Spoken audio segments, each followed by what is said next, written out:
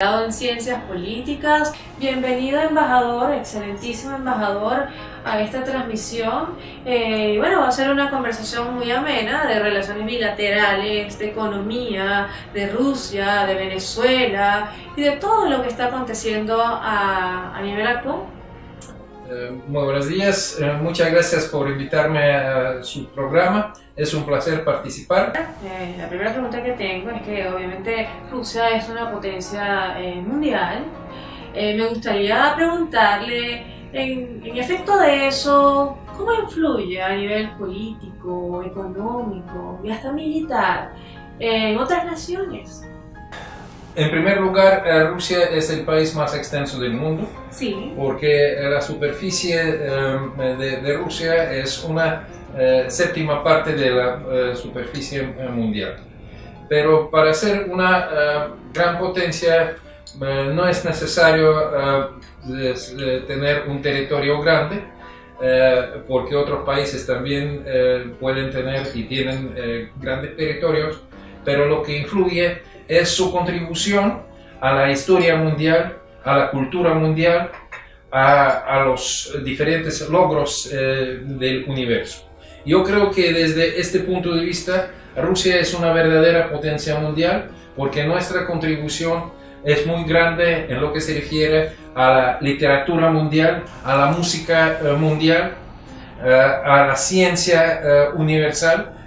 Hablando de la ciencia y de los varios logros que ha tenido Rusia en este sentido, le puedo nombrar tanto la tabla de Mendeleev, que es una cosa universalmente reconocida, como por ejemplo el hecho de que el primer hombre en el espacio ultraterrestre era Yuri Gagarin, quien voló al espacio cósmico en abril del año 1961.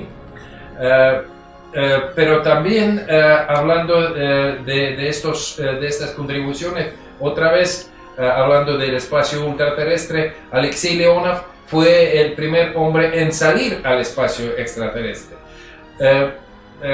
Las contribuciones de Rusia a la historia mundial es inmensa, porque también hay que mencionar nuestra contribución decisiva a la victoria sobre el fascismo nazi durante la Segunda Guerra Mundial.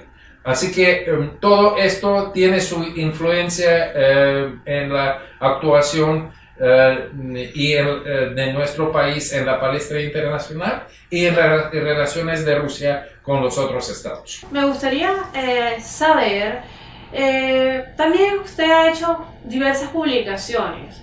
Tuve el conocimiento que fueron 2. Me gustaría saber de todas esas publicaciones cuál ha sido su preferida, porque hay una que sé que es en torno a la paz mundial, justamente haciendo referencia a que estamos ahora, en este momento, en Nueva York está la 73 Asamblea General que concede la ONU, y que ahí están todos los países agrupados hablando del cambio climático, hablando de la paz y hablando de los derechos humanos. Claro que sí. Mire, hablando de los 2 libros que publiqué, eso fue parte de mi trabajo científico que hice después de regresar de Nueva York en el año 2002, trabajando en la Cancillería. También yo era un profesor invitado en el Instituto Estatal de Relaciones Internacionales, que es una universidad adscrita a la Cancillería rusa, para dictar conferencias sobre las operaciones de mantenimiento de la paz. Por eso uno de esos libros fue dedicado a las operaciones de las Naciones Unidas de mantenimiento de la paz.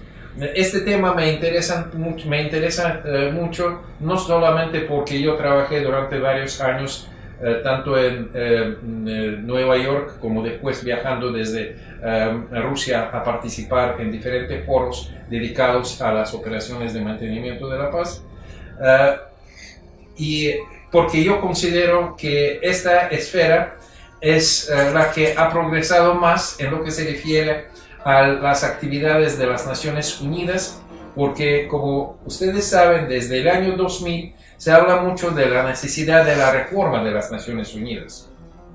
A propósito, por eso el segundo libro se llama ¿Quién necesita la reforma de las Naciones Unidas?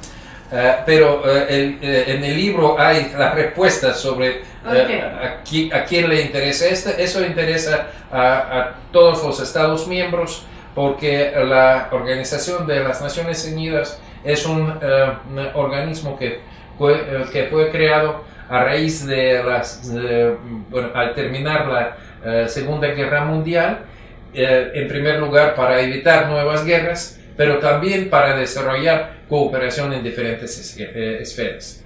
Pero regresando al tema de las operaciones de mantenimiento de la paz, en el año 2000 fue lanzado un informe muy profundo que fue preparado por el ex canciller de Argelia, el señor Brahimi, en el cual había más de 100 recomendaciones de cómo, de qué debería hacerse para mejorar las actividades de las Naciones Unidas en lo que se refiere a las operaciones de mantenimiento de paz. Así que yo creo que este esfuerzo que hicieron los Estados miembros bajo la égide de las Naciones Unidas para mejorar estas actividades es el mayor éxito que ha tenido esa organización, las Naciones Unidas, en lo que se refiere a su reforma. Quisiera saber la opinión de usted como embajador de Rusia, que es el representante, bueno, el mayor representante de su país acá en Venezuela, en relación al criterio de las conversaciones entre Estados Unidos y Corea del Norte, y si realmente esto ha contribuido a la paz mundial. O sea, ¿han sido beneficiosas? ¿No han sido beneficiosas? Desde la mirada de Rusia, porque sabemos que también es un país que ha influido, es un país que está al pendiente de estas conversaciones, así como el mundo entero. El tema más bien de la desnuclearización de la península de Corea ha sido el tema muy discutido desde hace mucho tiempo. Por lo menos durante los últimos 20 años, este tema siempre ha sido el tema de las consultas que, por ejemplo, Rusia ha tenido con otros países si hablábamos de la agenda de las Naciones Unidas. En este periodo de tiempo hubo varios intentos de organizar este proceso de la solución de este problema, pero desgraciadamente yo diría que este esfuerzo no fue muy fructífero. Pues el ingrediente que faltaba en aquel entonces es que Corea del Norte quisiera estar segura del ambiente en el cual se encuentra, de la seguridad del país. Y también es importante la reunión que tuvo el presidente Donald Trump con el presidente norcoreano. Yo creo que la única vía por la cual nosotros o el mundo entero podría llegar a la meta principal, que es la desnuclearización de la península coreana, es garantizar a los coreanos de que pueden vivir en paz y en seguridad en su propia tierra. Y que también el mundo esté tranquilo de que todas esas, de que se logren los resultados de que no haya una amenaza nuclear en el mundo, ¿no? Entrando un poco en razón en la materia. Ahora vamos a pasar nuevamente a Rusia y a su economía, porque sé que Rusia ha pasado por diversas etapas. Rusia, bueno, sube el precio del petróleo, las reservas de Rusia de verdad son considerables, una de las mayores del mundo, su industria también, tanto fabril y militar. Pero ¿cómo ve en estos momentos a la Rusia actual? Pues hoy en día el logro más importante de la economía rusa es la reducción de la inflación y la tasa de crecimiento de los precios al consumidor, que no superan ahora el 4% anual. En los últimos años hemos logrado un avance muy importante, a pesar de que nuestro país también ha sido objeto de unas sanciones, pero el efecto de esas sanciones, yo diría, era beneficioso para Rusia, porque, por ejemplo, ante la realidad de que, por ejemplo, se cortó una buena parte de importación agrícola, eso tuvo un efecto muy bueno, porque, por ejemplo, la producción de quesos en mi país en los últimos 4 años ha crecido 3 veces. Así que al importar menos, lo que hicimos nosotros es que empezamos a producir más nosotros mismos. ¿Cómo es su producción agrícola? Y dónde son las áreas más importantes, porque evidentemente Rusia tiene algunos climas que son bastante inclementes, a pesar de ser un país muy grande, ¿ok? El desarrollo cerealero, del trigo, y cómo toman en cuenta todo el clima, y en materia también de exportaciones agrícolas de su país al resto del mundo, también a Venezuela, y los acuerdos bilaterales. Así es. Bueno, no sé si usted ha visto estas estadísticas, pero a mi juicio son interesantes, de que a pesar de que Rusia tiene un territorio muy grande, usted misma mencionó que en algunas partes el clima no es muy beneficioso para la agricultura, pues y yo le voy a dar un dato, que el 67% del territorio ruso no es apto para agricultura. Así que nos queda solamente 33% de nuestra territorio. ¿Cómo hacen para potenciar al máximo ese 33% y para que eso sea una de las bases importantes de su país, la agricultura? Bueno, yo creo que la respuesta es bastante fácil. Nosotros tratamos de desarrollar los centros de producción en los lugares donde el clima lo favorece, y eso da buenos resultados, porque, por ejemplo, el año pasado, en el año 2017, nosotros tuvimos el nuevo récord de producción, que hemos producido 140 millones de toneladas de cereales, que era mucho mayor que el año anterior, y llegamos a ser los líderes en la exportación del trigo. En junio del año 2017, Rusia y Venezuela firmaron un acuerdo para el suministro de trigo a su país. Y bueno, el volumen total es de 600.000 toneladas de trigo. Ya hemos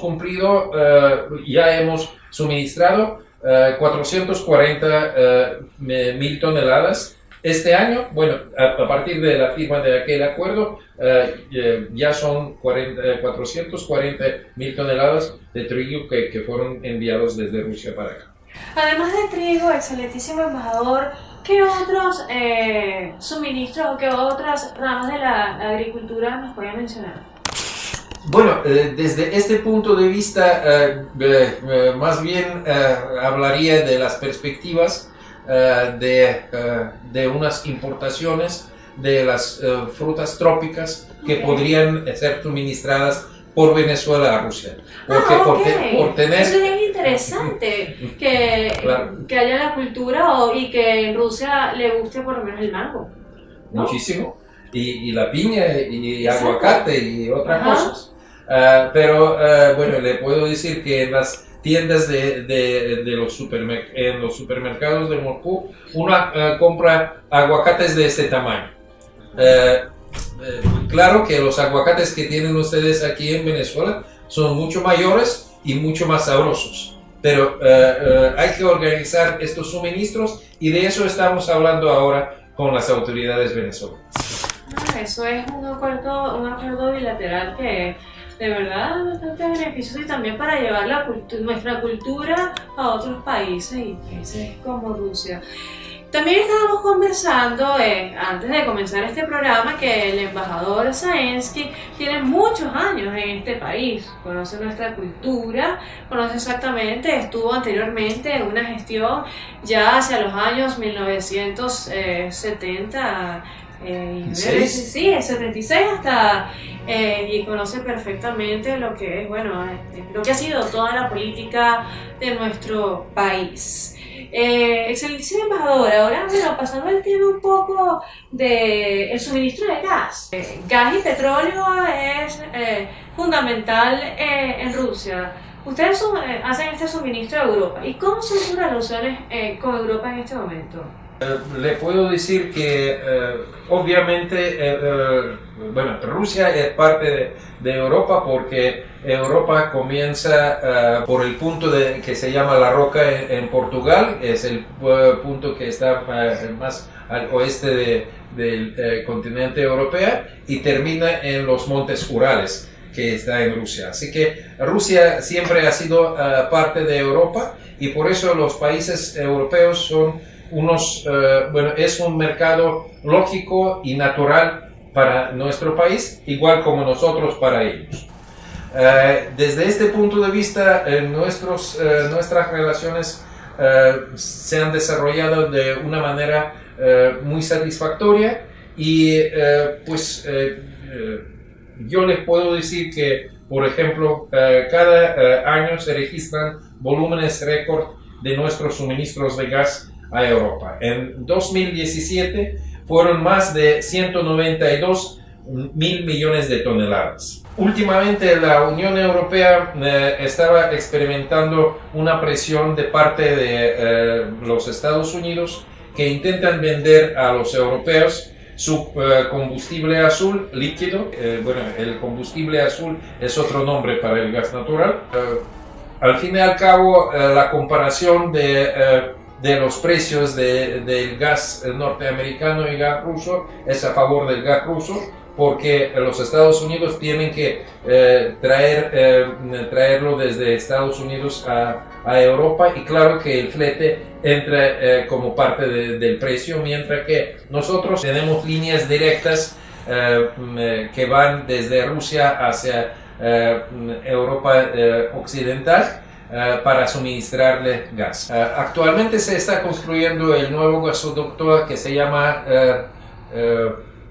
Nord Stream 2, que conectaría a Rusia con Alemania. Una vez tocado el punto, bueno, de esta competencia que en materia de gas que se tiene con Estados Unidos, ambas son potencias que el mundo respeta. Sabemos que tienen cierto tipo de asperezas en algunos aspectos, han entrado en conversaciones. ¿Qué tiene que haber para que Rusia y Estados Unidos se sienten y pueda haber un diálogo sincero? Otra vez esta pregunta también sea un poco engorrosa, para trabajar a favor de que unas potencias tan importantes lleguen a limar asperezas.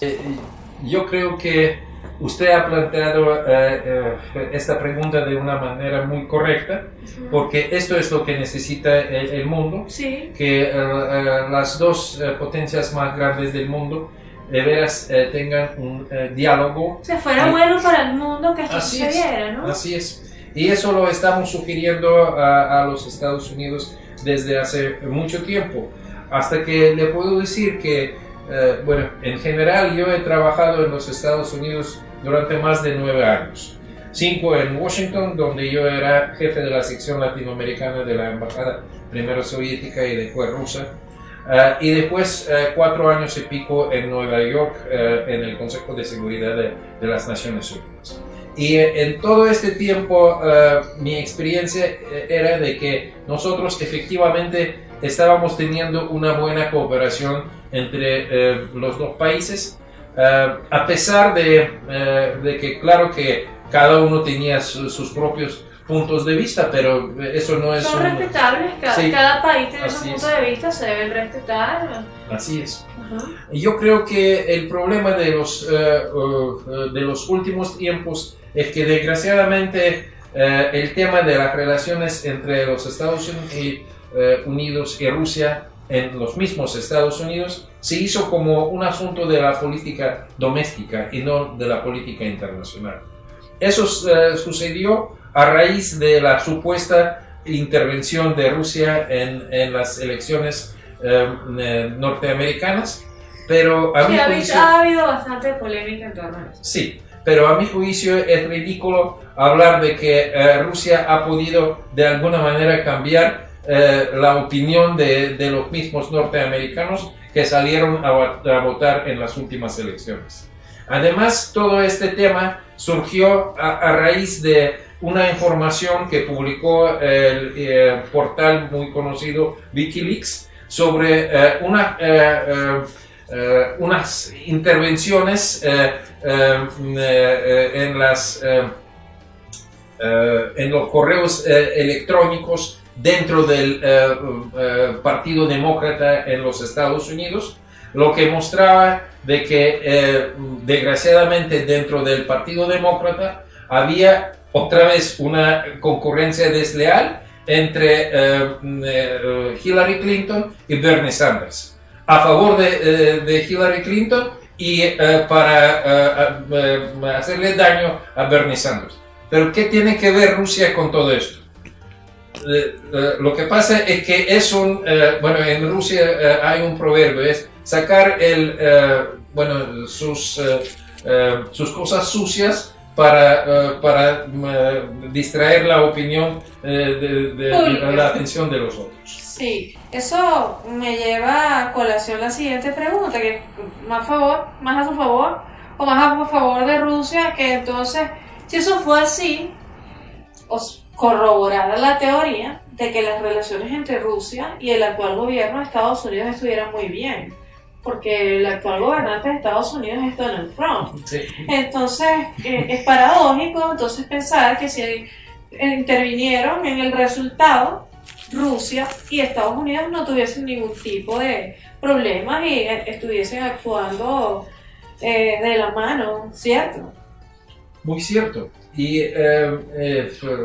esto es lo que a nosotros nos gustaría, es respetando la postura de la otra parte, pero buscar los caminos para entendimiento, para resolver diferentes problemas internacionales que no se pueden resolver sin la participación de nuestros dos países, de Rusia y de los Estados Unidos. Lo único que puedo acotar es que espero que esas reuniones continúen y que puedan llegar a un consenso por el bienestar de no solo de Estados Unidos, de Rusia y de todas las potencias mundiales de Europa, sino de todo el mundo. El Mundial de Fútbol fue hace poco, bueno, ya han pasado unos meses, pero bueno, hubo muy buenos comentarios de la organización que tuvo Rusia, que realmente acogieron muy bien a las personas, no hubo ningún incidente. Me gustaría que entráramos en este tema para romper un poco el hielo y luego continuar y hablar de este mundial que se suscitó en Rusia. Con mucho gusto. De veras, el Mundial de Rusia fue un rotundo éxito. Le dio una alegría, ¿no? Sí, sí, fue una alegría y fue muy bienvenido por los ciudadanos rusos, porque, bueno, en general, porque el fútbol es muy famoso en nuestro país. Además, a nosotros siempre nos ha gustado la idea de que otra gente viniera a ver en nuestro país, a disfrutar, a gozar del tiempo que pueden pasar en nuestro país por sus riquezas culturales, por sus logros en diferentes campos de la vida. Por eso nosotros tomamos la decisión de invitar al Mundial y desde este punto de vista yo creo que el Mundial ha contribuido mucho al creciente interés de la comunidad internacional y permitió a los extranjeros conocer mejor a los rusos y a su forma de vida. Porque no sé si usted estaba enterada de que para entrar a Rusia en esos momentos de tenerlo allá el Mundial de fútbol, un mes antes y hasta un mes después, era suficiente tener el pasaporte del aficionado. Quiere decir que no se necesitaba un visado especial, sino uno podía comprar las entradas y con eso obtener ese pasaporte del aficionado. Contar a toda la audiencia, Claro que sí. que lo ubicará en el panorama de Rusia. Así es. Pues una cosa que a mí me gustaría destacar, que en Rusia, además de las dos famosas capitales rusas, Moscú y San Petersburgo, hay varias ciudades muy bellas, importantes y con un gran pasado. Por ejemplo, la ciudad de Kazán, con su larga historia, o la ciudad de Krasnoyarsk, donde el 2 de marzo del año que viene, 2019, va a celebrarse la Universiada Estudiantil Internacional. La ciudad de Yekaterinburgo es uno de los candidatos para ser sede de la exposición internacional Expo 2025. Hay varias ciudades antiguas en torno a Moscú que se llaman el Anillo de Oro, que fueron construidas y tienen una historia de 3-4 siglos, y allá se puede ver la cultura típica rusa y acercarse a la historia del país nuestro. Que más allá al este también se puede ver muchas cosas interesantes, muchas atracciones turísticas, por ejemplo el lago más grande del mundo, que es Baikal, o la naturaleza salvaje de la Siberia muy pintoresca. Y yo creo que Rusia en general es una gran atracción turística, y el Mundial de Fútbol que se ha celebrado de una manera muy exitosa en mi país ha ayudado mucho a abrir esta perspectiva. Distinguido embajador Zelensky, hablen un poco de esa libertad de culto. ¿Cuál es la religión que más se practica en su país? Claro que sí. Rusia es un estado laico donde no se establece y no hay una religión de estado o una religión obligatoria.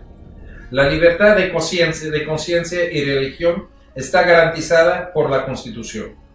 Todos los ciudadanos tienen derecho a profesar cualquier religión y el derecho de ser ateo. En el país hay más de 70 confesiones religiosas. Cada confesión profesa libremente su religión y culto.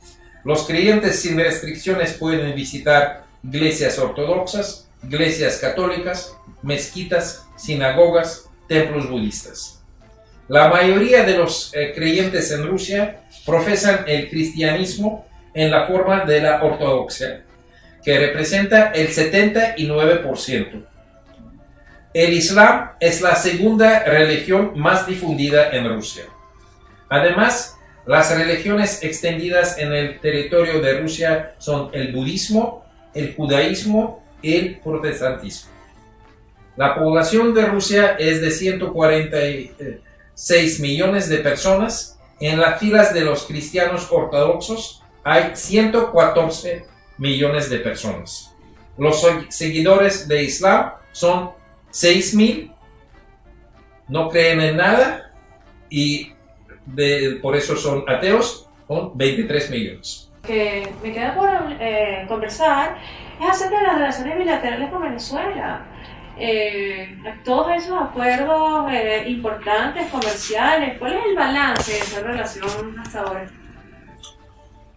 Bueno, el balance es que nosotros tenemos unas relaciones que se desarrollan exitosamente ya desde hace un tiempo, porque en el año 1996 fue firmado el acuerdo de amistad entre Rusia y Venezuela.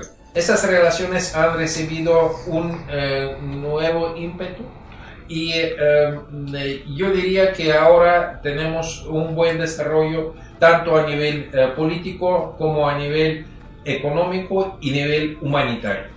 Estas relaciones se caracterizan por un respeto mutuo y una solidaridad en lo que se refiere a las posturas internacionales. La esfera más importante de nuestras relaciones es la cooperación en el campo petrolero y gasífero. Nosotros tenemos 6 empresas mixtas que están trabajando de una manera exitosa y tienen planes para crecimiento. También tenemos unas relaciones muy importantes y ya desde hace tiempo en el campo de educación superior. Cada año el gobierno de Rusia está ofreciéndole al gobierno venezolano becas para estudios en nuestro país. Me refiero a, la cantidad actual es 61 becas cada año. Eso quiere decir que cada año Venezuela puede enviar 61 jóvenes a Rusia para estudiar de 5 a 6 años la carrera completa. Sí, justamente le iba a preguntar eso, las actividades que hacían en materia educativa en conjunto con Venezuela. Además que anteriormente usted nombró la parte científica tan desarrollada en Rusia, que también puede ser beneficiosa para Venezuela, ¿no? Y bueno, todas estas actividades sociales que realiza la embajada acá en Venezuela es importante. ¿Hay algún tipo de, imagino que por la misma embajada se pueden enterar las personas que están en Venezuela de todas estas actividades para que participen? ¿Cómo hacen para participar si se quieren ir a Rusia? O si se quieren aprovechar algún programa educativo o científico. Para ir a Rusia es muy fácil porque nosotros ya desde hace varios años tenemos el convenio que nos permita a los ciudadanos de los 2 países a viajar libremente a otro país y estar allá 90 días sin la necesidad del visado. Es decir, para aclarar a la audiencia, los venezolanos tienen la posibilidad de viajar a Rusia durante 90 días sin visado. Así es. Perfecto. En lo que se refiere a las becas, las solicitudes se presentan a Fundayacucho y Fundayacucho considera, primero Fundayacucho hace una convocatoria y cuando le llegan las solicitudes de los jóvenes venezolanos, entonces ellos hacen la selección, lo presenten a las autoridades rusas porque hay que presentar el certificado de educación, el certificado de salud y otras cosas. Y cuando son admitidos, entonces ellos van a Rusia. A propósito, a partir del lunes de la semana que viene, comienza el año estudiantil para los estudiantes extranjeros en Rusia. Para finalizar, excelentísimo embajador Zelensky, gracias. Y bueno, ¿cómo se siente en nuestro país? Bueno, sé que usted debe sentir muy bien porque he estado muchos años aquí, pero en la actualidad, ¿cómo se siente? ¿Cómo vislumbra Venezuela? Tal vez en algún consejo que hay que ponerle, que hay que quitarle. Bueno, me siento muy bien, muy a gusto, porque yo creo que ustedes tienen un país muy bello, además también con unas atracciones turísticas fabulosas. Yo le diría que tal vez una de las mayores impresiones en mi vida ha sido la visita al Salto Ángel. Hermoso. Sí, hermoso, tanto el viaje por el río como el Salto Ángel como tal. Especialmente durante mi primera estadía acá en los años 70, yo tuve la oportunidad de viajar mucho. Ahora por las ocupaciones del trabajo no puedo ausentarme por mucho tiempo de la embajada, Por eso, pero de todas maneras me siento muy a gusto y bueno, le agradezco mucho su invitación a su programa. Fue un gran placer participar. Agradezco mucho que me hayan encendido y que me hayan abierto las puertas de la Embajada de Rusia para hacer esta transmisión desde acá. Ha sido realmente agradable y yo me gustaría que se dirija a las cámaras para darle un mensaje a los venezolanos. Bueno, desearle a los venezolanos todo lo mejor y lo más importante es buscar unos caminos para que el país pueda progresar en todos los sentidos, porque ustedes tienen todo para esto, tanto una gente muy talentosa como los recursos naturales para tener una vida muy rica desde todos los puntos de vista. Así que les deseo mucho éxito. Muchísimas gracias, distinguido embajador. Bueno, esta ha sido una transmisión desde la Embajada de Rusia, una transmisión especial. Estará rotando en mi página web giovanadecarbone.com. Hoy fue con Rusia, un país muy importante. Entonces, bueno, los invito a que sea hasta la próxima emisión. Muchísimas gracias, encantada. Programa maravilloso.